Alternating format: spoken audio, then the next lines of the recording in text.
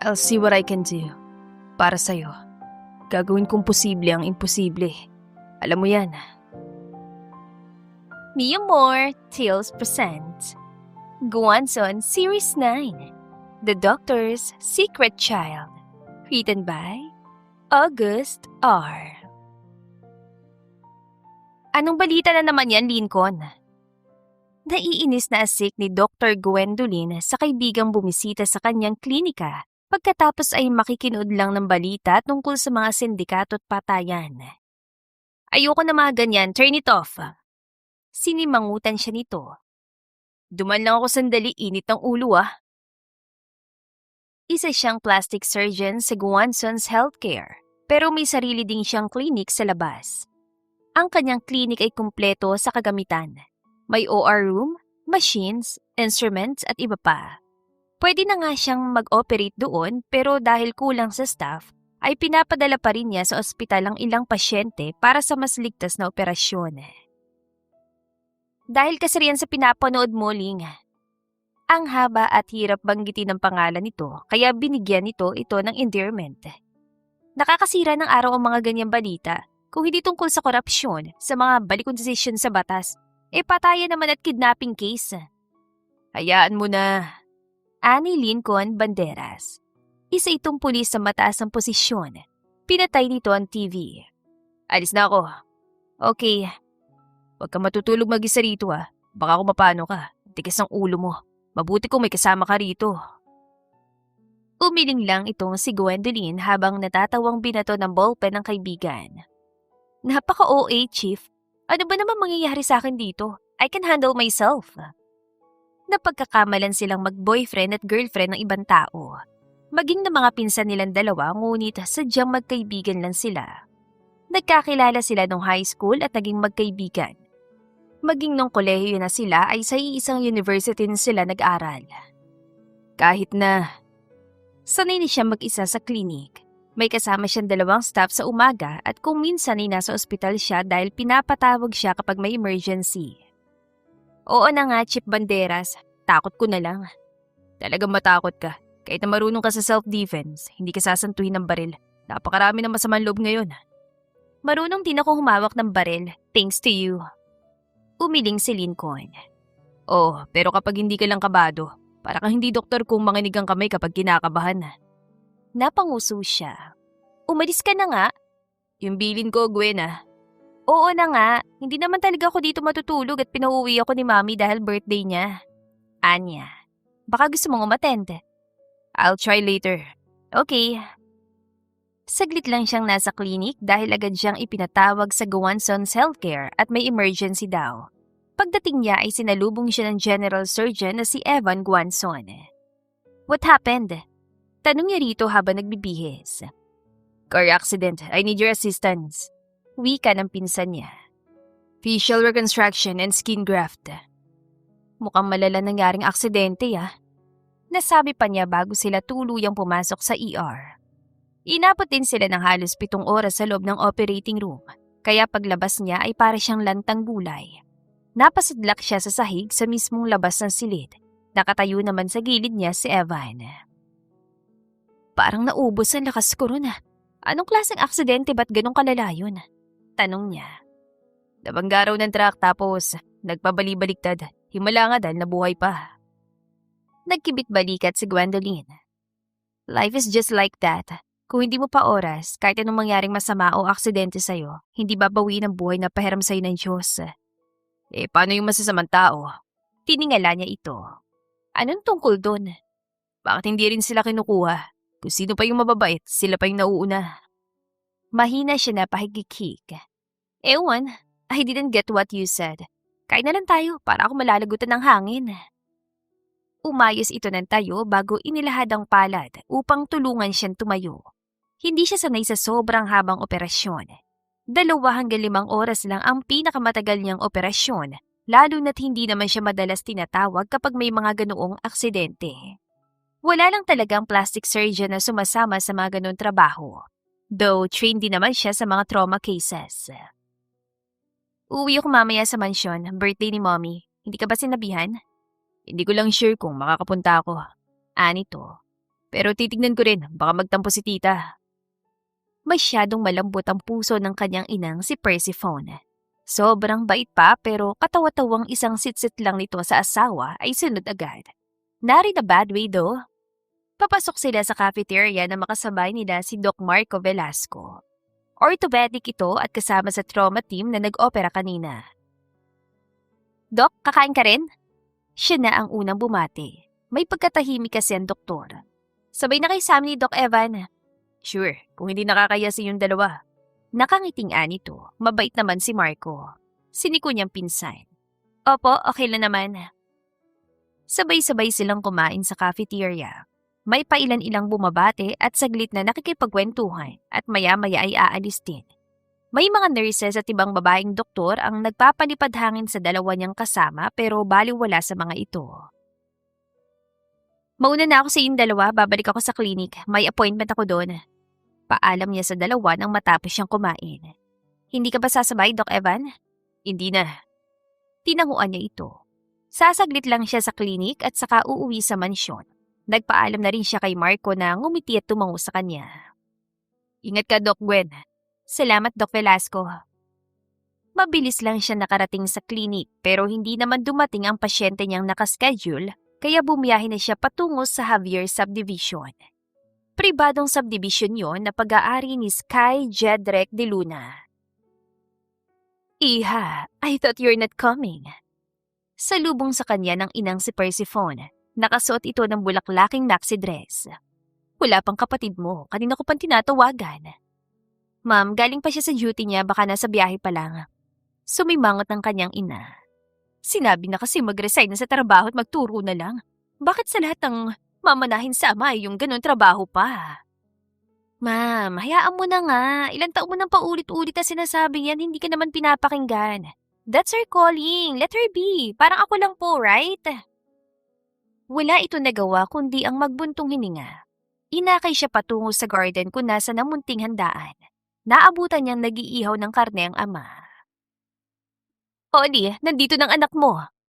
Anunsyo ng kanyang ina para kunin ang atensyon ng asawa. Yung isang wala pa.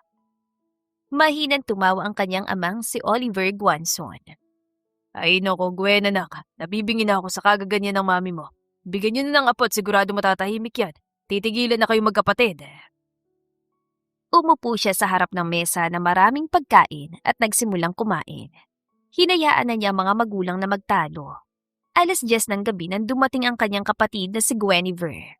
Nakasuot pa ito ng uniforme. Nauna pang dumating ang mga pinsan natin at mga tita-tito kaysa sayo. Salubong niya na maupo ito sa tabi niya. Kanina pa nagdadrama si Mommy. Nagpakita ka na ba? Naiiling itong umisi. Muntik na nga akong hindi payagan ng superior ko. Mabuti na lang at nadala sa pang-uto ko na hihingan ko siya ng autograph kay Daddy. Autograph lang palang katapat ang masungit na yun eh. Marami ang umiidolo sa kanilang ama, kaya naman halos lahat ng bagong ranger ay tinitingala ito. Nasa opisina na lang ang daddy nila at wala na sa field. Mataas ng katungkulan nito. Hanapan ka nun pagpasok mo ulit. Umiling ang kapatid niya. Iiwasan ko na lang. Patuloy silang nagkwentuhan hanggang sa tuluyang lumalim ang gabi. Nagkakatuwaan ang matatanda. May kumakanta at nagiinuman. Silang magpipinsan ay tahimik na pinapanood ang matatanda. Napalingon siya kay Frances nang sikuhin siya nito. What? Inginuso nito sina Connor at Marina nagpapakiramdaman. Oh? Pag yan nakita ng matatanda, bulong nito. Wala namang ginagawan dalawa, sabi niya. Hayaan mo na. Ikaw talaga, Franz, kalalaking tao chismoso. Humalakak ito kaya napunta sa kanilang atensyon ng iba. Wala naman ako ibang sinasabi. Mukhang napansin din ng kapatid niyang si Guinevere ang dalawa kaya sumingit ito sa gitna. Ang daya talaga ni PJ at Evan. Bakit wala pa sila? Pati na rin si Tina. May mga trabaho nga. Nasa taping si PJ sa province. Tugon ni Gwendolyn. Si Evan, tinanong ko kanina pero busy daw eh. Tumango si Tamara. Si Tin, as usual, sino ba nakakakontak sa lokong yun? Kung di rin siya ang tatawag sa atin, wala, nga. Ang hirap ngang mahagilap ng youngest sa kanilang magpipinsan na yon. Si Valentin ay anak ng tito Chendrick nila. Hindi nila alam kung anong pinagkakaabalahan nito at kung hindi itong tatawag ay hindi nila makakausap. Buti pa itong piloto nating si Con. Ani Elray na natatawa. Wala kang lipad ngayon, bro. Natatawang umiling ang lalaki. Wala, kakauwi lang. 3 days ang vacation ko. Nagkatuwaan sila hanggang madaling araw na animo mga walang trabaho. Doon na rin sila nagpalipas ng gabi at maaga na lang nagsialisan. Gwen, aalis ka na? Ma'am, good morning. Hinalikan niya ito sa pisngi. Nasa paanan ito ng hagdan, mukhang pakyat sa ikalawang palapag. Sina dad po? Tulog pa ang dad mo. Si Eve maagang umalis. Natatawa pa nga kung natutulog pa ang daddy niyo ay ginising para papirmahin. Saan ba niya gagamitin yun? Malakas siyang natawa. Kaya raw po pinayagan ng superior na mag-leave Pinangakuan niyang bibigyan ng autograph ni daddy. Pati tuloy ang mami niya ay natawa. Loko talaga yung kapatid mo. Oh, kumain ka muna bago pumasok sa trabaho. Pinabaunan kong kapatid mo dahil nagmamadalit ayaw kumain. Si dad po. Mamaya-maya pa yon, maaga pa naman. Kain na. Mabilis lang siyang kumain saka umalis. Sa klinik siya dumiretso. Marami siyang pasyente hanggang hapon. Pagdating ng gabi ay nasa ospital naman siya. Paulit-ulit na ganoon ang kanyang routine. Tahimik siyang nagtatrabaho. Walang problema. Hanggang isang araw ay bigla na lang may mga kalalakihan dumating sa kanyang klinik. Hating gabi yun. Sakto namang naisipan niyang doon na matulog. Sino kayo? Nahihintakutan tanong niya. Nanginginig na inaabot ang button sa ilalim ng tibol. Signal yun na mag-notify kay Lincoln. Ano yan? Hindi na niya napindot ang button dahil sa gulat. Ang 5 kalalakihan na may mga armas ay may dalang isang lalaking walang malay at halos hindi na makilala ang mukha. Doktor ka? Maangas na tanong ng isa. Gusto sana niya sagutin ng pabalang pero baka naman sa halip na doktor nga siya ay maging pasyente pa. Yes. Operator name. Utos ito at itinuro lalaking nakahandusay sa sahig ng kanyang klinik. Hindi. Tatanggi sana siya nang tinutukan siya ng baril. Gagamutin mo, ikaw hahandusay dito at walang gagamot. Sigaw na lalaking mukhang leader ng mga ito. Gamutin mo kung ayaw mo masaktan. Hindi siya sigurado kung tama ang nakita niya pero nahagip ng tingin niya ang bahagyang pagtango ng isang lalaking kasama ng mga armado. Nakatitig ito sa kanya. Lalo siyang kinabahan. Nangangatal siya sa takot. Gagawin ko pero kailangan ko ng gamit. I need help. Tatawag ako. Sinanyasan ng leader ang lalaking tumango sa kanya kanina. Tulungan mo. Hindi pwedeng. Narinig niya ang buntong hininga ng lalaki. I have a background in medicine. Don't worry. Bulong nito. Okay. We need to move him to the operating room. Binuhat ng mga armado ang lalaking walang malay sa OR. Hindi pa sana aalis sa mga ito kung hindi siya nagsalita. Humugot siya ng tapang. Hindi siya makakahingi ng tulong kaya kailangan niyang iligtas ang kanyang sarili. Hindi ako makakapagtrabaho kung ramdam kong hindi ligtas ang paligid. Kung gusto niyo siyang maging maayos, sundin niyo sasabihin ko. Ano? Ang dami mong dada! Akma siya nitong papaluin ng baril nang magsalita ang lalaking tutulong sa kanya. Kung sasaktan niyo siya, sinong gagamot kay Chris? Putik, anong kailangan mo? Dalian mo! Mariin siya napalunok. I need a space. At kung mamadaliin niyo ako, baka hindi maging perpektong paggagamot sa kanya. Sinigundahan siya ng lalaki. Kung maaari, sa labas na muna kayo. Ano? Inalis niya ang kamay sa tinawag ni Chris sa kabinitiwan ng mga gamit. Hindi ko gagamutin kung ganon. Mukhang importante pa naman ang lalaking ito sa inyo. She heard the man in front of her hissed. Mukhang binabantaan siyang manahimik. Papatay. Boss, baka matuluyan na itong kumag kung matatagalan pa. Mayayari tayo sa taas. Anang lalaki sa tabi niya. Isinara na lalaki ang pinto. You need to obey them if you want to survive. Wala siya nagawa kundi ang sumunod. Mabilis na ang kilos niya. She checked the patient. Mabuti na lang at hindi seryoso ang mga damage nito. I-destabilize muna niyang pasyente. Nilagyan ng IV line. Ang lalaki naman ang nagmomonitor ng vitals nito. You're trained, komento na lalaki. Almos is the name, by the way. Hindi niya ito sinagot. Tahimik siya nag-opera kahit na halos gulong-gulo ang utak, hindi na alam ang ginagawa. Kasalanan at bawal ang ginagawa niya. Maari pa siyang makulong sa ginagawa niya. Pasensya na, pero sana hindi lumabas ito. Mas madadamay ka. Pinunasan niya ng mumuong pawis sa noo bago masamang tiningnan si Almos sa kanilingon ng mga kasama nitong nakabantay sa pinto. I am a doctor who saves life at hindi tago ng kasalanan. Pero ano magagawa ko? You give me no choice. Sabay silang napalingon sa pinto nang galit na kumatok ang leader sa labas. Nag-focus na lang ulit sila sa pag-opera. Dressing na lang naman ang kailangan at ayos na ito. Mabuti na lang at maliliit na laceration lang sa mukha at moderate bleeding lang at ilang minor injury ang natamo nito. Let's finish this and you guys. Leave my clinic right away. May mga tattoo ang kalalakihan pero si Almos ay wala na siyang ipinagtataka niya. Thank you. Nagulat siya nang pumasok ang leader. Tapos na ba? Ang tagal niyo! Kung mamadali yan, hindi magandang kalalabasan ng paggagamot sa kanya. Mariing tugon niya. Tapos ang obligasyon ko. Maaari na kayong umalis. Nakakalokong umisi ito. Hindi pa, doktora. Mananatili siya rito hanggang sa magising siya at sa bawat araw na yun, may magbabantay sa klinik na ito. Ano? Hindi pwede yun. Hindi pwedeng mag-confine dito ng pasyente. Sa ospital niyo siya dalhin.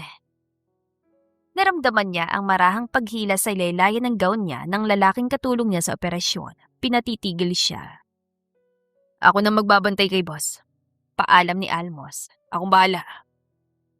Marami pang sinabi ang leader bago nagsialisan.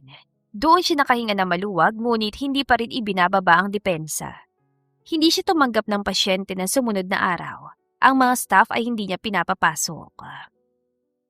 Kailangan mo lang manahimik at sumunod. Walang mangyayaring masama sa'yo. Ani Almos. 3 araw na niya itong kasama sa klinik. Pag nagising si Chris, aalis agad kami at kalilimutan ng lahat na nangyari. Sira ka ba? Inis na singhal ni Gwendolyn sa lalaki. Matapos yung guluhin ng tahimik kong trabaho, gaganyan ka ngayon? Sumunod ka na lang ng tahimik dahil matatapos din naman ito. Sino ba kasing lalaking yan at nakuha niyo pa akong idamay? Ano, kinidnap niyo? Naging accessory to the crime pa ako. Hindi na siya nakakaramdam ng takot sa lalaki.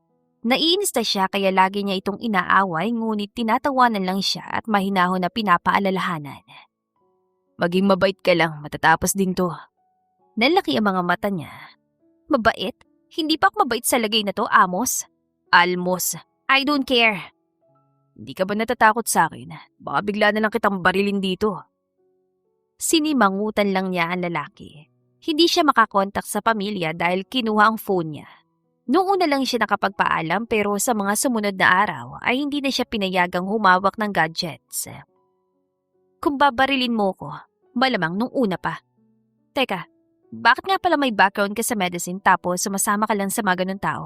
Sindikato? Ano, nag-aral ka pa para maging taggamot na mga ganun? Pa-safe ka kung wala kang alam.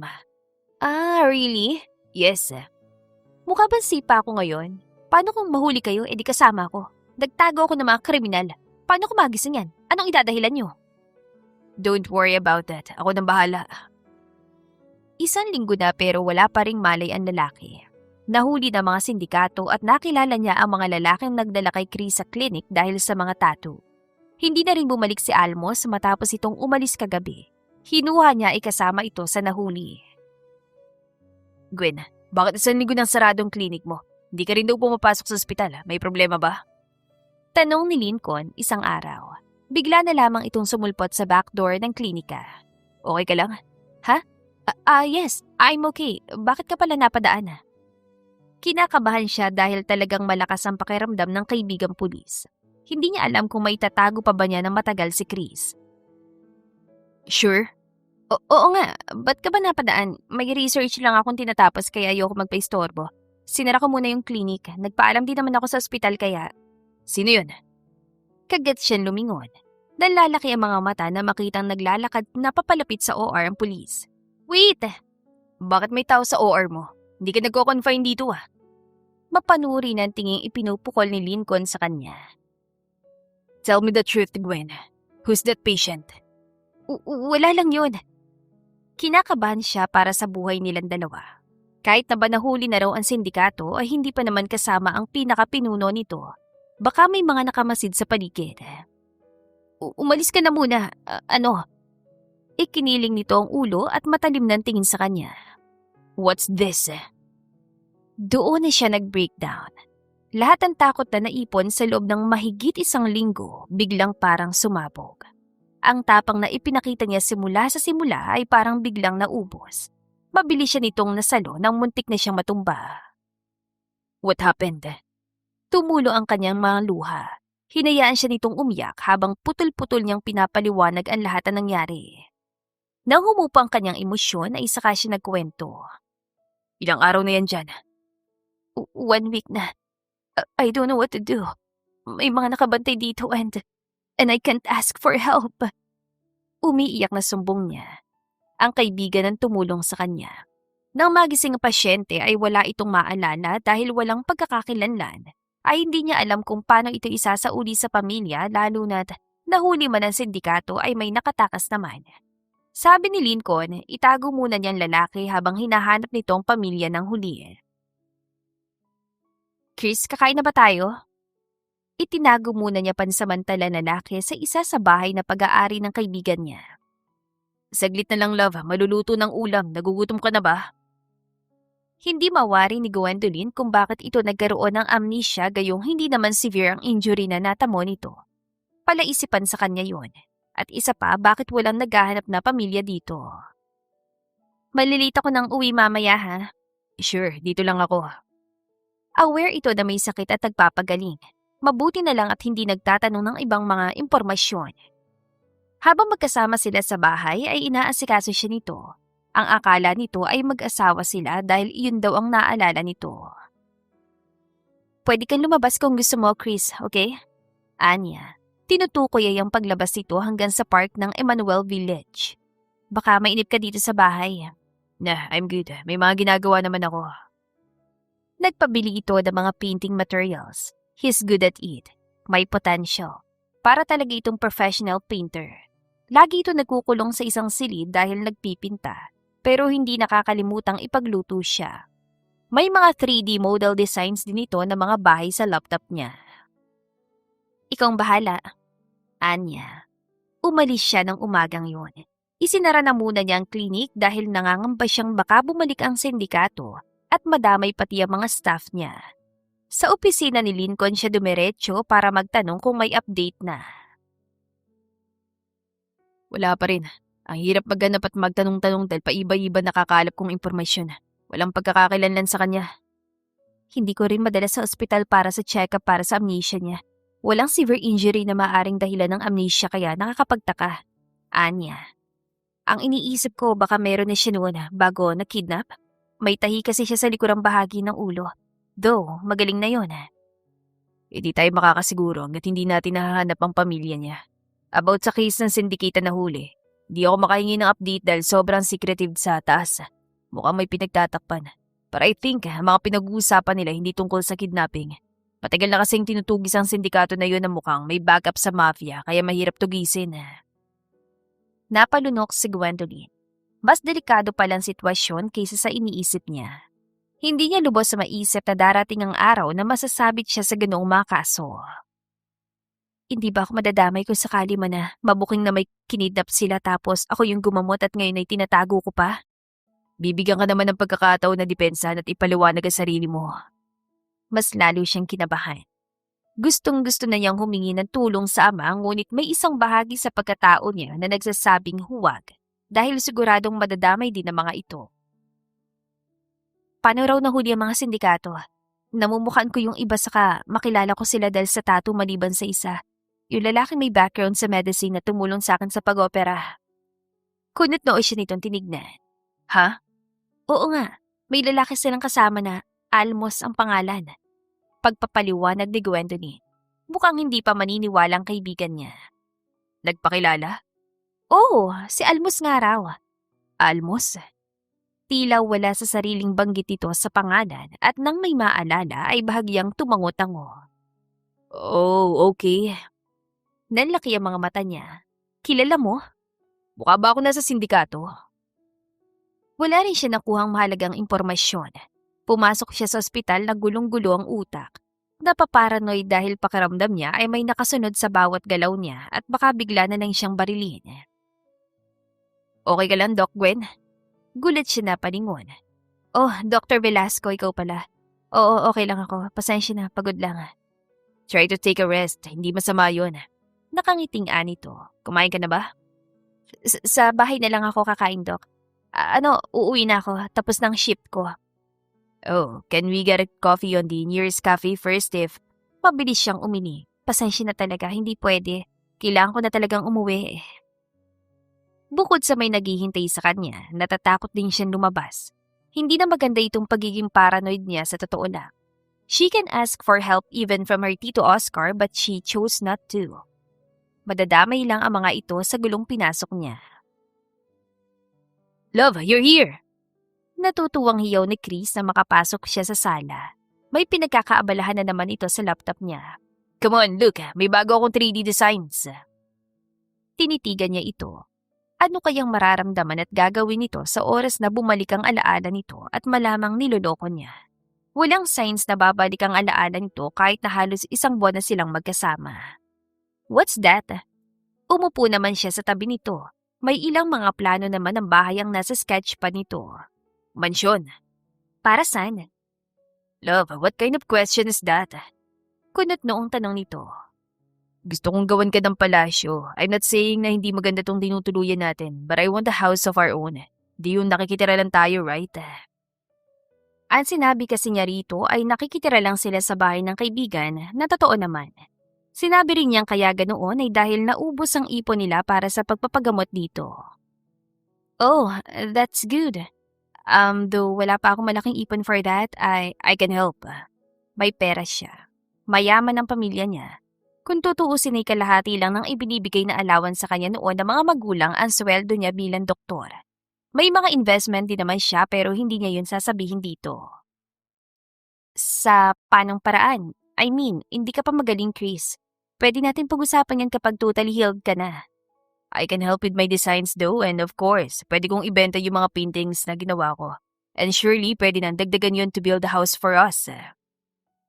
Anong gagawin niya kung habang tumatagal ay nahuhulog siya sa lalaki? Napakalaking pagkakamali.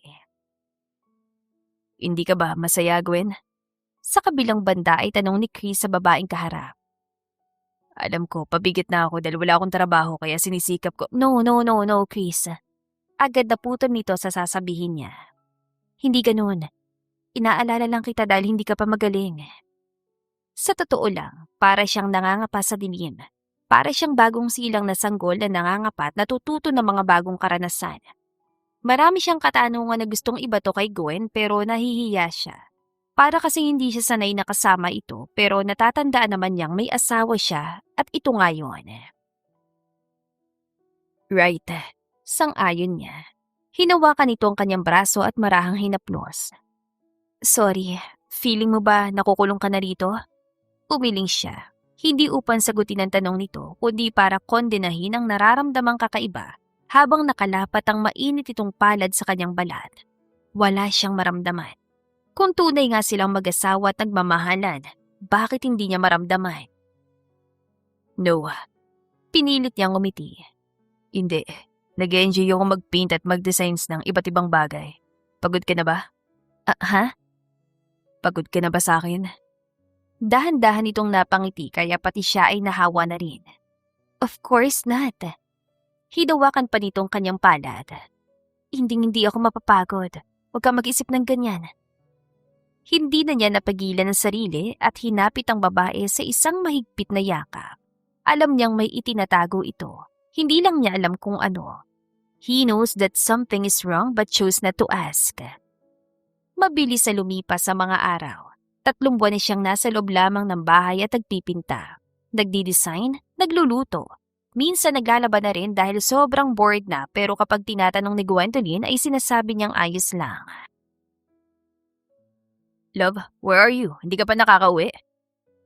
Tinawagan na niya ito sa phone dahil 10:00 na ng gabi ay wala itong paramdam. Kapag nalilita man ito ng uwi ay nagsasabi kaya nagtataka siya ngayon. Susunduin na kita. Delikado na sa daan kung magmamaneho ka pang mag-isa. Hindi na, Chris. Pauwi na rin naman ako. Katatapos lang kasi ng operasyon. Are you sure? Narinig niya ang mahinang tawa nito sa kabilang linya. Sure na sure po, mahal ko. Wait for me, Pauwi na sa'yo, mahal. Hindi niya alam pero agad na nag-react ang puso niya sa narinig mula sa babae. Noong unang buwan ay wala siyang maramdaman pero sa mga sumunod pa, ramdam niyang mahal na niya si Gwendolyn. Lalo pat lagi na rin itong sinasabi na mahal siya nito. I love you too, pero susunduin pa rin kita. Wait for me, okay? Ang kulit, Chris. Pero mahal mo. Malawak ang iting tugon niya rito. Di ba? Oo na nga po, mahal na mahal. Nagpalit lang siya ng puting shirt. Kinuha ang susi sa lalagyan saka lumabas at minaneho ang pulang SUV. Alam naman niya kung saang ospital ito nagtatrabaho. Bumaba siya ng kotse at pumasok sa ospital. Sinabi niyang hintayin na lang siya nito sa consultation room nito. Naglalakad na siya sa hallway nang may makabangga siyang isang babae. Sorry. Zay, Chris? Nanlalaki ang mga mata nito. Nanguntot ang noon niya. I'm sorry but I'm not him. Baka nagkamali lang kayo. No. Ikaw yon. Hindi ako pwede magkamali. Zay Chris Valte, right? No, sorry. Anya saka mabilis sa tumalikod. Sa pagbanggit kasi ng pangalang yun ay sumakit ang kanyang ulo at may ilang mga senaryo ang pilit na nagpapaulit-ulit sa kanyang utak. Hindi lang niya maintindihan ang mga yon. Chris, mahal, are you okay? May masakit pa sa'yo? Nasa harapan na pala niya si Gwendolyn. Nag-aalala ang mukha nito. May nararamdaman ka ba? Ipinilig niya ang ulo saka pilit na ngumiti rito. Wala, love. Medyo kumirot lang ang ulo ko. Baka nasobran ako sa harap ng laptop. So, let's go? Sure. Simula nang marinig niya ang pangalang Zay Chris Valte ay hindi na nawala yun sa utak niya. Lagi na ring sumasakit ang kanyang ulo at parami ng parami ang mga senaryong ipinapakita ng kanyang utak. Are you okay, Chris? Yeah, matulog ka na ulit, Gwen. Sorry kung nagising kita. At tulad ng mga nakaraan, nagigising siya sa hating gabi dahil sa sobrang sakit ng ulo. Matulog ka na. Anya sa babaeng katabi sa kama. Sumasakit na naman ang ulo mo? Matulog ka na, Gwendolyn. Utos niya rito nang bumangon na rin ito. Kaya ko na to. Maya-maya lang ay mawawala na rin itong sakit ng ulo ko. Pero hindi siya nito sinunod. Tumayo ito sa kama at kumuha ng tubig sa mini-fridge sa kanilang kwarto. Uminom ka ng tubig para kumalma ka, Chris. Salamat. Hindi niya alam kung ano ba ang sakit niya. Hindi siya binibigyan ng impormasyon ng babae. Ang tangi lamang nitong sinasabi ay inoperahan daw siya. Nagsisinungaling ito pero hindi siya nagtanong. Pasasaan ba't malalaman din niya? Naramdaman niya ang marahang pag-aplos sa likod niya. I love you. Samantala ay naiiyak si Gwendolyn pero pilit niyang pinipigilan. Hulog na siya. Hindi na niya napigilan ang sarili. Kinakain na ng takot ang sistema niya dahil nagkakaroon na ng senyales na makakaalala na si Chris. Love, sigurado ka ba? Tanong ulit ni Chris nung palabas sa sila ng bahay. Hindi naman na kailangan. Mahal, minsan lang tayo lumabas. Inaya kasi niya itong mag-date sila. Gusto niyang mas makabuo pa ng masasayang memorya dahil ramdam niyang hindi na ito magtatagal sa tabi niya. Ngayon lang kasi yung off ko, feeling ko nabobore ka na sa bahay eh. No, hindi love. Sa isang sikat na restaurant sila nagpunta. Nung magbabayad na ay ito ang umako. I have money, Gwen. Commission sa mga paintings. Ha? Nginitian siya nito. Ibinibenta ko yung mga paintings. May nakilala ko sa village at tinulungan niya ako magbenta noon. Sino? Almos ang pangalan niya, love. He's kind. Kibit balikat ang sagot nito. Nakakasabay ko mag-jogging sa umaga and sometimes nakakalaro sa basketball kasama mga bata sa village. Napalunok si Gwendolyn dahil sa kaba. Iisang almos lang ba ang kilala nila? Hindi na tuloy siya mapakali sa sunod na sandali. Habang nagsishopping sila ay lumilipad ang utak niya. Kaya nung sumunod na umaga ay sumama siya rito para mag-jogging at tama nga ang hinala niya. Iisa lang ang almos sa kilala nila. Anong ginagawa mo rito? Ano ha? Kukunin na ng sindikato niyo si Chris dahil magaling na? Hindi ako papayag. Hindi ako papayag na may mangyaring masama sa kanya. Nginisian lang siya ng lalaki. Dahil mahal mo na? Isusumbong kita sa pulis. Mariing singhal niya rito. Nagpaalam saglit si Chris na bibili ng tubig dahil nakalimutan nilang magdala kaya nakakausap niya si Almos. Akala ko kasama ka sa nahuli. Ano, tumakas ka? Hindi. Di rin naman ako makakagala ng ganito kung wanted ako, di ba? Nag-iisip ka ba? Sino ka ba talaga? Confidential. Itanong mo kay Chief Banderas kung sasabihin niya. Swerte mo at may information kang malalaman. Pero kung hindi, wala kang magagawa. Hindi na niya ito nakompronta nang dumating si Chris. Love, okay na? Pwede na tayong umuwi. Sure, let's go. Palihim muna niya sinama ng tingin si Almos bago sila tuluyang tumalikod. Si Lincoln tuloy ang pinipesta niya sa sumunod na araw. Sino ba yung lalaking yon, Ling? Kilalaki, sa'yo ko raw itanong. Mariin itong pumikit, umiling-iling. Okay. This is highly confidential pero sige, para sa ikatatahimik ng isip mo, Gwen, sasabihin ko na. Almos is a top-ranking, highly classified agent in a secret organization. Spy siya. You're safe with him. What? Okay. Nagtaka lang ako dahil nagpakilala siya sa codename niya pero napaisip din dahil mukhang alam niyang magkakilala tayo kaya siya nagpakilala sa'yo.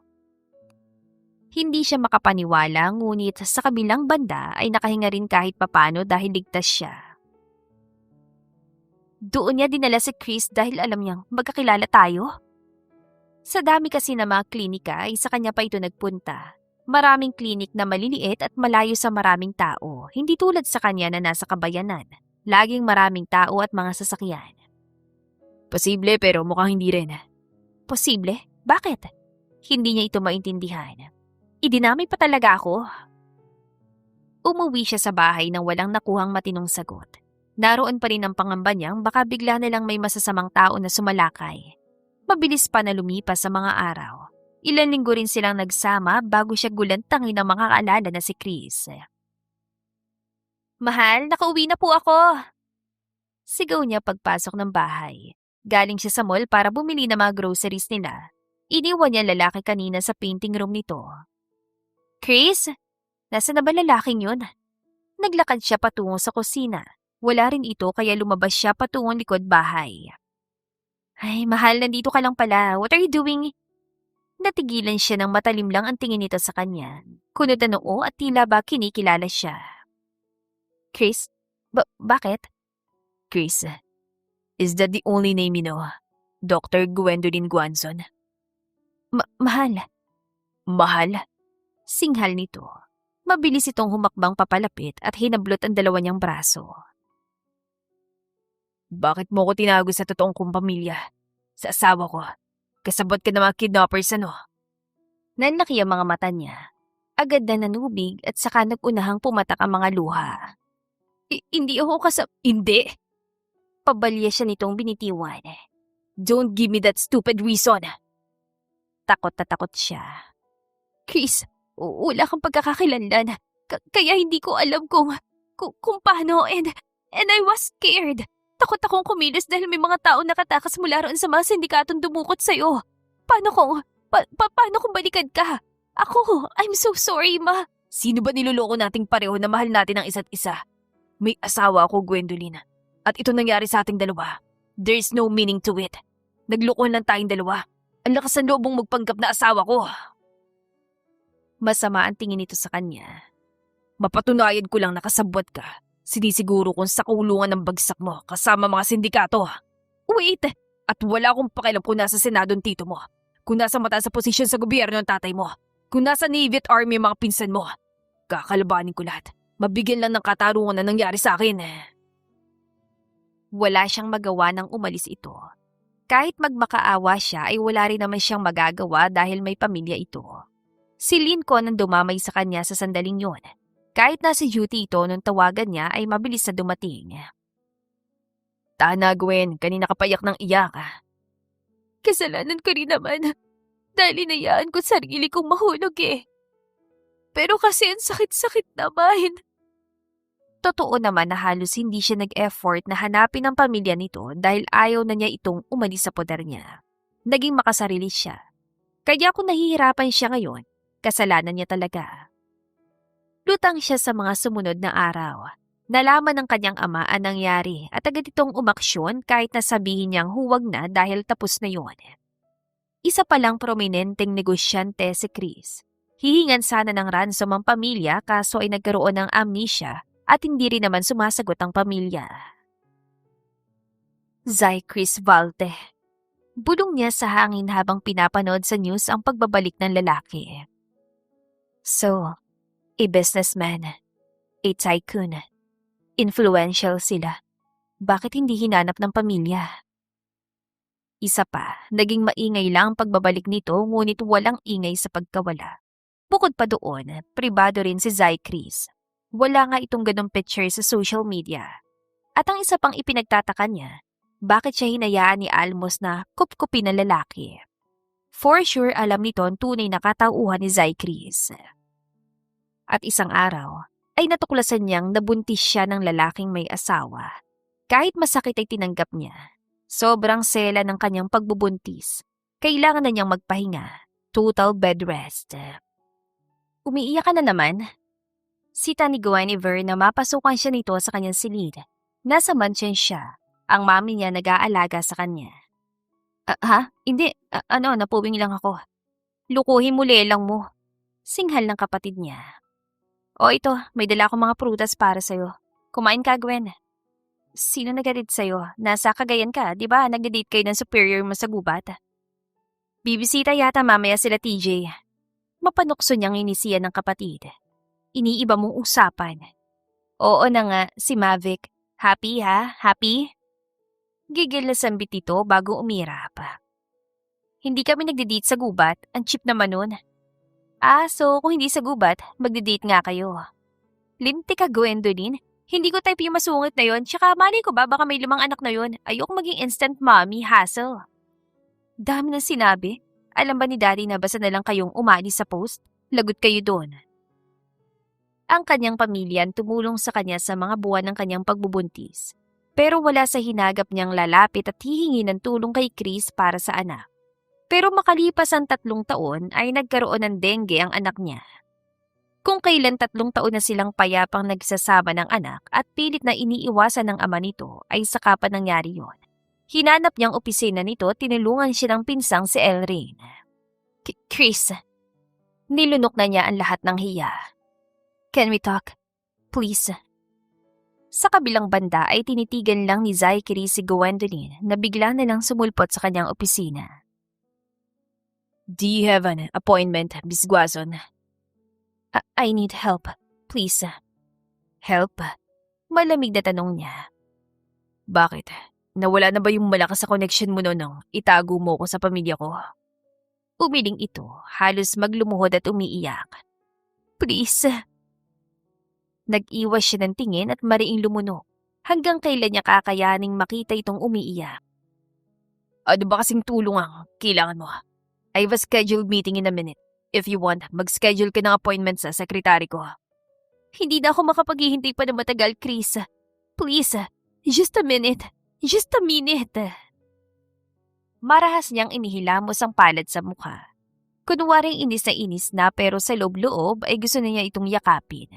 Parang nung umalis lang siya sa bahay ng kaibigan nito. Nung iniwan niyang nakasalampak ito sa sahig at umiiyak. Pag-uwi niya sa Valte residence ng araw na yon, ay gulat na gulat ang kanyang mga magulang. Kinumpronta niya mga ito. Naroon din ang asawa niya. Bakit hindi niyo ako hinanap? Pinabayaan niyo ako. Because he asked us to leave you alone. Ginusto mo mapag-isa at huwag kang hahanapin kapag umalis ka. Hindi namin alam na nakidnap ka. Dahilan ng kanyang asawa. Nalaman lang namin nung may magbigay sa amin ng anonymous tip sa nagangalang Almos na may nangyaring masama sa'yo. Pero hindi niyo pa rin ako hinanap na maayos. Kung hindi pa bumalik ang alaala ko, wala pa rin akong kaalam-alam sa pagkatao ko ngayon. Naalala niya ang babaeng nabangga niya sa ospital. Kaibigan niya ng asawa niya pero hindi man lang ba nito nabanggit na nakasalubong siya nito? Sobrang sama ng loob niya sa pamilya. Kakatuwang hindi man lang umimik ang kanyang mga magulang. Sa bagay, kahit anong pagsisikap naman ang gawin niya ay hindi pa rin sapat sa mga ito. Kaya nga nagawa pa ng mga itong ipasok siya sa isang arranged marriage.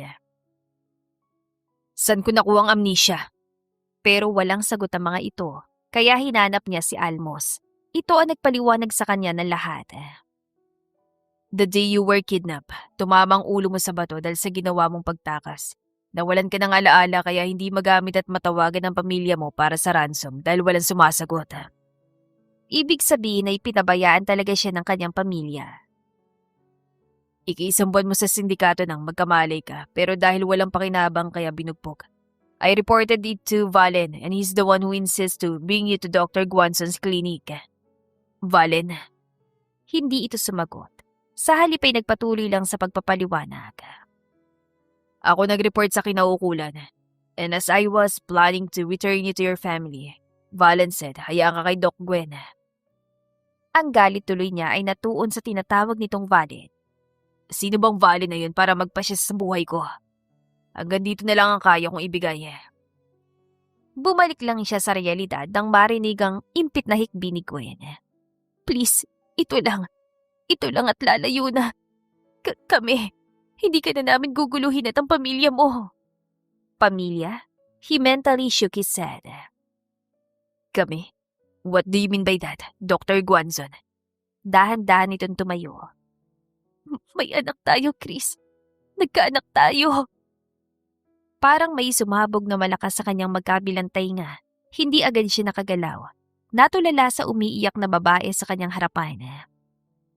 Anong anak ang pinagsasasabi mo, Gwendolyn? We had a child, Chris.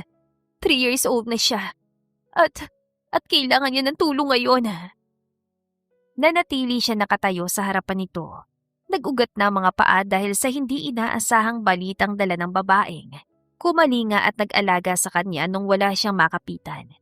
Naging asawa pa nga ito sa kanya kaysa sa tunay niyang asawa. What kind of help? She needs blood. Nakita na lang niya ang sariling tumatakbo papasok sa VLCI Hospital. Iginiya siya nito sa ICU. Natigilan siya. Bakit nasa ICU ang anak ko? Malalim itong bumuntong hininga. Mugto na mga mata dahil sa pag-iyak. May severe dengue siya at nahihirapang huminga. Kaya ipinakonfine na ni Dr. Hope. Noong mga unang araw naman niya maayos pa siya. Lagnat lang pero biglang lumala ang sitwasyon niya nung 3 araw na. Nakausap na nila ang pedya ng anak at sinabing kailangan nga nito ng blood transfusion. Naging problema daw ang rare blood type ng bata na Bombay phenotype. Ang ganong variant daw kasi ay hindi pwedeng salina ng normal type O blood. Kaya naman nagpa-test agad siya at nalaman nilang pareho sila ng blood type ng anak. Makalipas ang 3 oras ng blood typing, cross-matching at screening, ay nasimulan din ng blood transfusion. Salamat Mr. Valte. Nilingon niya si Gwendolyn na nakatayo sa tabi niya. Nakatayo na sila sa tapat ng pinto sa ICU kung nasan ang anak nila. We need to talk about this, Dr. Guanzon. Hindi na. Salamat dahil tinulungan mong anak ko. Hindi siya umimik. Nanatili siya nakatitig sa bata. Nag-request na rin siya kanina ng DNA test nang hindi nalalaman ng babae. Gusto lang niyang makasiguro. Hayaan mo, huling beses na to. Hindi na mauulit. Naging desperado lang ako kasi wala akong mahanap na dugo sa VLCI. Kahit sa Guanzon ay wala. Sa blank bank wala rin. Paliwanag nito. I am so desperate kaya kahit na hindi sigurado kung haharapin mo ba ako at tutulungan. Nagbaka sakali ako para sa anak ko. Malalim siyang bumuntong hininga. Tumalikod at umupo sa upuan na nasa tapat ng ICU. Paano mo nasasabi ang hindi na ako guguluhin sa kabila ng revelasyon na sinabi mo? Anong akala mo sa akin? Dahil galit ako sa iyo, pababayaan ko na rin ang anak ko. Hindi siya nagduda sa sinabi nito. Kahit na niloko siya ni Gwendolyn, ay malaki ang tiwala niya rito. Ngunit kailangan pa rin niyang makasiguro. Samantala, magsasalita pa sana si Gwendolyn nang humahangos sa lumapit ang pinsan niyang si Tamara Jade kasamang iba pa. Gwen, ano nangyari kay Krisha? Maayos na si Krisha, TJ. Anya, nasalina na siya ng dugo. Ha? Kunot noon tanong ni Frances. Pero saan ka kumuha? Naghanap pa rin kami ng donor until now. Ewan ko ba naman, dala-dalawang ospital na malapit sa atin pero hindi makahanap ng donor. Magsara na kaya kayo? Mahina siya napahagikhik sa walang pakundangan sambit ito. Ano ba, friends? Mas lalo marami ang mapektuhan kapag nangyari yun. Ipapahamak ang boy ng pamangkin namin. Natigil lang ito sa kakadada nang magsalita si TJ. Mr. Valte, you're here too. Ah, yes, my child needs me. Napalunok siya dahil sa sinagot ito. Natahimik siya. May bigat sa bawat salitang binitiwan ni Zychris. Alam naman ng pamilya niyan totoo, kaya wala siyang dapat na ipaliwanag at idahilan pa. That's good. Ani Frances. Dumaan lang kami. Mamaya raw ay pupuntang iba. Si Kai, takot yata dito sa VLCI kaya baka hindi pumunta. Salamat sa inyo. No worries. Si TJ yon. Hinarap nito ang lalaki na hindi inaalis ang tingin sa pinto ng ICU. Mr. Valte, thank you for helping my niece. Nabanggit ni TJ na hindi raw talaga lumalabas sa publiko si Zychris. Masyado raw itong pribado. Magkatulad ang dalawa. Tanging mataas sa opisyal lang daw sa kumpanya nito ang nakakausap sa lalaki. Si TJ nga raw ay isang beses lamang ito makaharap. Anak ko rin siya kaya hindi ko matitiis. Anito na sandali pang sumulyap sa kanya. Nang magpaalam ang mga pinsan niya ay naiwan silang dalawa ni Zychris. Natahimik silang dalawa. Ang tanging naririnig ay mga boses at yabag ng mga taong dumaraan sa hallway. Salamat ulit pero pwede ka nang umalis. Baka hinahanap ka na ng asawa mo. No, nakapagpaalam na ako kanina. Pinaglaruan niya ang mga daliri. Baka may gagawin ka. Di ba may meeting ka? Pasensya na ha, nakasira ako sa scheduled meetings mo. Kung kailangan mo ng tulong, huwag ka mahiya magsabi. Baka nagalit ang mga ka-meeting mo, pwede ako magpaliwanag. Sarkastiko itong tumawa, umiiling-iling pa. I can handle my business, Dr. Guanzon. Huwag mo alalahanin yun. Dahan-dahan siyang tumango, nauunawaan niya. Baka lang kasi makabalang anak ko. Hindi nagtagal ay nailipat na rin sa private room ng ospital si Krisha. Gusto sana niyang ilipat na ito sa Guanson's Healthcare, kaso ay bawal daw muna itong ibiyahe. Nataranta na kasi talaga siya nang dalhin sa ospital ang kanyang anak. Mas malapit ang VLCI kaya doon na niya dinala. May nasikaso ako. Yeah, no need to wait for me. Wala akong oras na makipag-usap ngayon. Na tomorrow too. Palabas siya ng banyo nang may marinig na kausap sa telepono ang lalaki. Malapit ito sa bintana ito ng kwarto, na natili siya sa pinto. Yes, I will try to go home later, alright. Namaywang pa ito at inayos ang buhok. Yes, alright, sure. Sige, mamaya. Tumikim siya at malakas na sinara ang pinto ng banyo para ipabatid kay Zychris ang kanyang presensya. Nagseselos siya. Sigurado kasi siya ang asawa nitong kausap. Kung pinapauwi ka na, okay lang. Pasensya na ulit dahil nagiging abala pa kami ng anak ko. You can go home, Chris. Kaya ko ng anak ko. Anak ko rin, Gwendolina. Oo nga, pero makakasira kami ng pamilya kung patuloy kang mag-i-stay dito. Kaya ko na. Salamat ulit pero hindi mo naman kailangang bantayan si Krisha. Magiging okay na rin siya. At malalaman niyang tinulungan siya ng daddy niya pero don't worry. Hindi ko sasabing You're seriously not going to tell her about me? Napailing ito, dismayado. Sinungaling ka na nga, masikreto ka pa. Bahagyang tumaas ang kanyang kilay. I'm not a liar, Mr. Valte. Sa akin lang, hindi ako maninira ng pamilya. Kung kasinungalingan ng pagtatago ko sa inyo, then so be it. Pero hindi kasinungalingan ng dahilan. Iniisip ko lang ang kaligtasan mo lalo na't wala kang maalala. You're vulnerable. So, should I thank you for that? Mariin siya napapikit. Ayaw niya itong patulan sa harap ng natutulog nilang anak pero hindi naman siya papayag na mamaliitin siya nito at pati ang nakaraan ay mauungkat pa. Hindi yun ang punto ko, Zychris. Alin pala? Hindi ka maninira ng pamilya pero sa ginawa mong pagtatago sa akin ay nagmukhang kasabwat ka ng sindikato at nasira mong pamilya ko. Oh, come on. She is. Sa akin lang, hindi mo kailangang panagutan ng anak ko. Hindi ko siya ipagkakait pero hindi ko rin ibibigay ang kalayaan na basta kanila makikipagkita sa kanya. Maguguluhan si Krisha. Mahihirapan siyang unawain dahil may pamilya ka tapos ano? Ano kami? Natigilan lang sila sa pagtatalo nang marinig ang boses ng anak niya. Mommy? Mabilis siyang lumapit. Anak, Anak, are you okay? May masakit ba? Ano, may gusto ka bang kainin? Sabi mo kay Mami. Gagawin ni Mami ang lahat, anak. Ouchie, ang arms ko po. May nakatusok. Marahan niyang hinaplos ang braso ng anak. Ay, gamot kasi yan, anak, para mabilis kang gumaling at makauwi na tayo kay Grandpa at Grandma. Maglalaro pa kayo, di ba? Mami, si Toto Ling po. Nasa work pan Tito Ling pero papunta yun mamaya. Di ba lagi kanyang dinadalaw dito? Dahan-dahan itong tumango bago lumagpas ang tingin sa likuran niya. Sino po siya? Si Mr. Valte.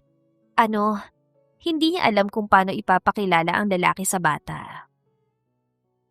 Siya yung tumulong kay Mami para gumaling ka, anak. Say thank you to the nice man, Krisha. Thank you po, nice man. Mahina ngunit may sigla ang boses ng anak niya. Samantala ay pilitang ngiting ginawa ni Zai Chris bilang sagot sa pasasalamat ng anak. Lumapit siya sa kabilang bahagi ng kama at hinaplos ang noo ng bata. You're welcome. Magpagaling ka para hindi na kami nag-aalala, okay? I'm okay na po because of you. Sinuliapan niya si Gwendolyn. Nakatitig lamang ito sa kamay nila ni Christian na magkahawa. Akmang aalis kasi siya nang hinawakan ng bata. Ang gaan ang pakiramdam niya rito. Masasaktan siya kung mag-negative ang resulta ng DNA. Hindi siya umaasa na dahil magkapareho sila ng blood type ay mag-ama na sila. May mga taong compatible talaga ang blood type pero hindi naman magkaano-ano. Kapag magaling ka na at nakalabas na ng ospital, pwede kitang ipasyal sa mo gusto. Narinig niya ang mahinang pagtikhim ni Gwen pero hindi niya ito pinansin. Nakatuon ang atensyon niya sa bata. Talaga po? Oo naman, just tell me where am I? Ani Gwendolyn. Anak, baka busy si Mr. Valte. Ako na lang magpapasyal sa'yo at si Tito Ling, ano? Kahit saan, anak, magsabi ka lang. Gusto mo sa Disneyland o sa beach? Di ba gusto mo sa island ni Tito Oli? Pwede tayo doon, Krisha, kapag magaling ka na. Napatitig na lang siya sa babae. Halatang ayaw talaga nitong makasama niya ang bata. Halatang wala sa plano nitong ipakilala siya. Pero Mami, baka pwede nating isama si Mr. Nice Man po. Hindi anak, busy siya. Di ba Mr. Valte, busy ka? Pilit siyang umiti saka nakakalokong umini. Not really, I can make time para ipasyal ka, baby. Sa ngayon, magkakasya na lang muna siya sa gano'n. Hindi niya pipilitin ng babae na ipakilala siya dahil mayroon pa siyang problemang kailangang asikasuhin. Sinisimula na yon ng pinsan niyang babae na siyang kausap niya sa phone kanina, si Zoe. Yay! Hanggang sa ma-discharge ang bata ay hindi siya umalis sa tabi ng mag-ina.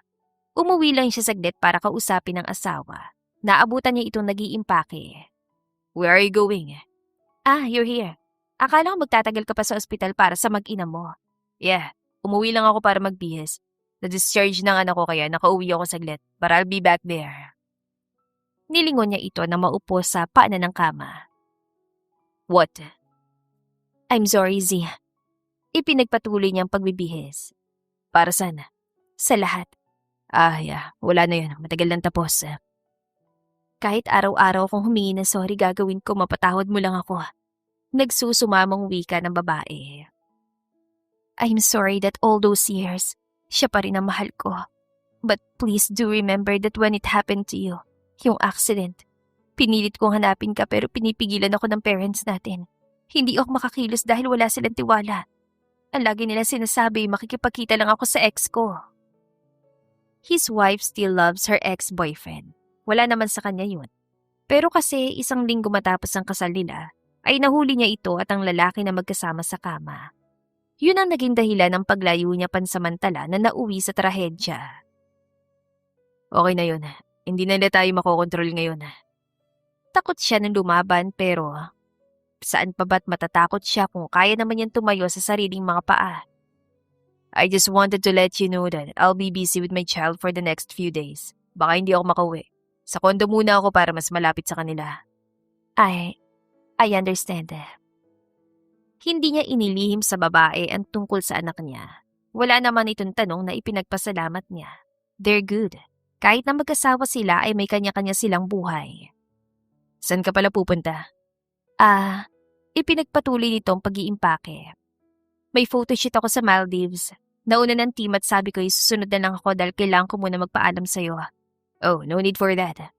Saka pala, Zaya, siya ang photographer. Napatitig siya sa asawa. Maya-maya ay napangiti. Sure. Maayos silang naghiwalay ng araw na yon. Siya'y dumaan muna sa opisina at ginawa ang trabaho. May mga inapprove siyang designs at plates para sa sunod na projects ng kumpanya. He's an engineer and an architect too. Bago nagtungo sa Xavier Subdivision para bisitahin ang anak, ay dumaan siya sa flower shop para bilhan ito ng bulaklak. Hello po, Mr. Nice Man. Hello to you too, beautiful. Para sa'yo. Salamat po. Inaya siya nitong pumasok sa living area. Nagluluto po si Mami ng dinner, dito ka na po kumain. Pinagbigyan niya ang bata. Akala niya itatanggi si Gwendolyn pero tahimik lamang itong sumang-ayon. Maagang natulog si Christian ng gabing yon. Bawal itong mapuyat dahil bumabawi pa ng lakas. Masyadong istrikto ang inang doktora. Salamat Mr. Valte, pero hindi kailangan na halos araw-araw ka rito. Maunawaan naman yun ng anak ko lalo na't wala naman siyang alam. The DNA came out and it's positive. Bala kong ba talagang itago sa kanya na ako yung ama niya? Ang totoo, wala akong balak ipalam sa kanya dahil baka masaktan lang siya kung malaman niya. Hindi naman kaming totoong pamilya. Sa kabilang banda ay nanginginig ang mga labing pahayag ni Gwendolyn. Paano ko sasabihin na may pamilya ka? Natahimik silang dalawa. Tanging mabining simoy ng hangin na maririnig. Nasa porch sila ng mansyon. Bakit hindi mo sinabi sa akin nung una pa lang na nagkaroon tayo ng anak? May pamilya ka nga, Zai Chris. But that's not a valid reason to... It's valid. Sa mata ng lahat, naging kabit ako at nagkaroon pa ng bunga. Ayokong makutya si Krisha dahil doon. Masyado pa siyang bata. Hindi niya itatagong hirap na hirap siyang palakihin ng anak dahil sobrang sakitin ito. Kahit na isa siyang doktor ay talagang natataranta siya kapag dumadaing ito sa sakit. Nawawala siya sa tamang wisyo. Kung magpapanal kami ng asawa ko, papayag ka na bang makilala ako ng bata? Nanlaki ang mga mata niya. Ano ba yung sinasabi mo? Wala rin namang pagmamahal na namamagitan sa aming dalawa dahil alam mo kung sino talaga totoo kong mahal. Chris, napaiwas siya ng tingin na malambing itong umiti. Data. Namiss kong pagtawag mo sa akin na ganyan. Pasensya na dahil nasisi kita sa nangyari sa akin. Nakausap ko nga pala si Almos at nalaman ng lahat. Nadamay ka rin lang sa ganida grupong yun. Sorry pa rin. Pasensya na dahil may kasalanan din naman ako at... Tapos na yun. Halos mag-aapat na taon na nga. Anito. Ang mahalaga ngayon ay pwede na tayong mamuhay ng totoo. Magkasama, walang takot, walang hadlang. Pwede ba yun, Gwen? Doon siya tuluyang napaluha. May mabigat na naalis sa kanyang dibdib. Hindi niya mawari kung relief ba yun o ano. Maari kaya nating makamit yon, Chris? Oo naman. Just a little more time. Patagal ko na rin naman plano magpasa ng annulment para tuluyan na akong makalaya at makasama totoong nagmamay-ari ng puso ko. Hindi ko lang magawa nun dahil itinutok kong atensyon sa negosyo at sa pagpipinta. Nasaan pala yung ibang paintings na naiwan sa bahay ni Chip Banderas. Kinagat niya ang pang-ibabang labi bago igiya ang lalaki sa isang silid na nasa ibaba ng hagdan. Here. Doon niya inipon ang mga painting materials nito. Ang laptop na ginagamit sa 3D designs at ang mga canvas na wala pang pinta. Lahat. Akala kasi niya ay hindi na ulit sila magkikita nito kaya souvenir na lang. Alam mo ba, hindi talaga ako mahilig magpinta. I know how but I'm not that fond. I am more on sketching and designs dahil yun ang trabaho ko. Siguro dahil bored ako ay mas lumabas ang kagustuhan ko magpinta na pilit na binabaliwala noon. Mas naging madalas ang pagdalaw nito sa bahay sa mga sumunod pang araw. Bumalik na siya sa pagtatrabaho at naiiwan si Gracious sa mga nanis ito. May tutor din ang bata dahil mahilig ng magsulat, magbasa at magpinta kahit na sobrang bata pa. Oh, Chris, anong ginagawa mo rito? Paglabas kasi niya ng klinik ay naabutan niya ito naghihintay sa labas. Tumuwid dito ng tayo at pinagbuksan siya ng passenger seat. Sinusundo ka. Tapos ng pagpapasa mo sa korte? Tumikim siya dahil nagtunog excited siyang makipaghiwalay ito sa asawa. Yeah, maghintay na lang daw ng summon para sa kanya at sa hearing. Ganun ba? Sumakay siya sa kotse. Na magsimula itong magmaneho ay muli siya nagtanong. Anong reaksyon niya? Hindi ba nagalit dahil hihiwalayan mo na? Basta matutuwa pa yun pero hindi pa niya alam na nagpasa ako ng annulment. Malalaman lang niya kapag pinadalhan na siya ng summon. Ang parents mo? Umiling si Zai Chris. Wala naman sila magagawa. Kagustuhan ko to at wala silang pakialam doon. Mabilis sa lumipas sa mga araw hanggang sa dumating ang panahon na tapos na ang usapan ng lalaki at asawa nito. They're officially annulled. Can I receive my rewards now? At talagang sa kanila pang magina ito dumiretso. Naglalaro si Krisha sa sala nang tawagin niya ito. Nak, may sasabihin si Mommy. Listen carefully, okay? Okay po, Mommy. Hinawi niya ang may kahabaan nitong buhok at inilagay sa balikat. Diba, kilala mo siya? Itinuro niya si Zachary sa tila kabadong nakatayo sa tapat ng pinto, hindi pumapasok. Opo, si Mr. Niceman po. Anak, di ba naitanong mo last time kung si Tito Ling ang daddy mo tapos sabi ko hindi? Huminga siya ng malalim. Tinitigan sa mga mata ang anak.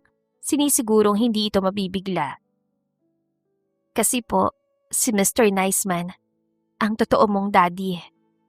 Natigilan ang bata. Natulala ito, kumurap-kurap, at binunduli siya ng kaba nang bigla itong humikbi. Mabilis sa lumapit ang lalaki sa kanilang mag-ina. Krisha, I'm sorry. Daddy! Natigilan silang dalawa nang dambahin ito ng bata ng mahigpit na yakap. Hindi agad nakapag-react si Zai Chris pero na makabawi ay niyakap ng mas mahigpit ang anak. Sa mga sunod na sandali ay halos ayaw nang bumitaw nito sa ama. Anak, hindi aalis si Daddy. Bumaba ka muna sa kandungan niya at baka pagod na yan. Saway niya rito. Nakinontra agad na lalaki. No, hindi. I'm good. Hanggang sa makatulog na nga si Krisha sa kandungan ng lalaki.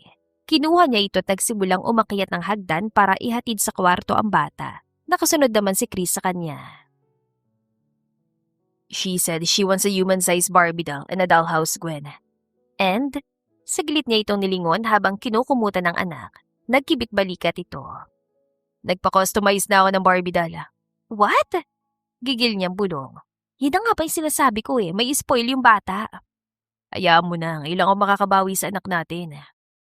Ngunit makalipas ang ilang buwan ay problema pa rin niya ang pang-i-spoil nito sa bata. Nasa patio sila.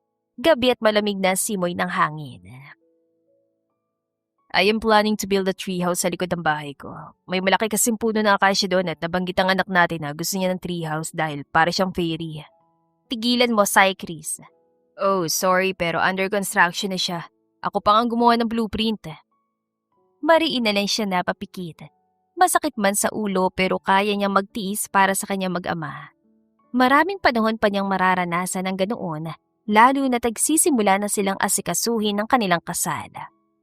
Nang maligaw ito matapos ang annulment sa dating asawa at sagutin niya, ay agad siya nitong isinama para mag-apply ng marriage license. Pagka-release ang license ay nagtungo sila sa kakilala nitong judge at doon nangyari ang una nilang kasal. Civil wedding. Ang inaasikaso naman nila ngayon ay ang kasal sa simbahan. Grabe ka na talaga, Chris, nang bibigla. Reklamo niya. Akala niya ay treehouse lang sa dati nitong bahay ang sinasabi nito. Bagong bahay pala yon para sa kanilang tatlo ni Krisha. Ako nag-design nito. Remember the designs na ipinakita ko sa iyo nun? Ito yun. Sa wakas, patapos na. Finishing niya lang to at pwede na nating lipatan pagkatapos ng pangatlo nating kasal. What? Anong pangatlo? Nasa pangalawang kasal pa lang tayo, Amuyo siya nitong tinignan. Oo nga, sa Vatican. Sa St. Peter's Basilica? Wait, parang imposible doon. Kahit sa St. Anne's Church na lang sa Vatican. I'll see what I can do. Para sa'yo, gagawin kong posibleng imposible. Alam mo yan, Napatili siya. Simula pa talaga noon ay pangarap na niyang maikasal sa Vatican City. Ilang beses na siya nagpabalik-balik doon na talagang nakaplano na pati disenyo ng simbahan kahit na wala pa naman siya noong groom. Thank you. Thank you, Chris. No worries, love. Basta ikaw, nanginginig pa. Malakas siyang napahalakhak dahil sa nakakalokong sinabi nito. Mahal na mahal kita, mahal. Marami man ang naging problema. Nagsimula man ang pagmamahalan nila sa kalituhan at takot. Sa huli, Sila pa ring dalawa ang para sa isa't isa. At salamat talaga sa Diyos na hindi nito ipinagkait sa kanya ang nag-iisang lalaking minahal niya. The End. Kung nagustuhan ninyo ang aming istorya, ay huwag kalimutang mag-like at subscribe. Salamat sa pakikinig. Mag-iingat po tayong palagi at naway lagi tayong pagpalain. To God be the highest glory. Hanggang sa muli. Paalam!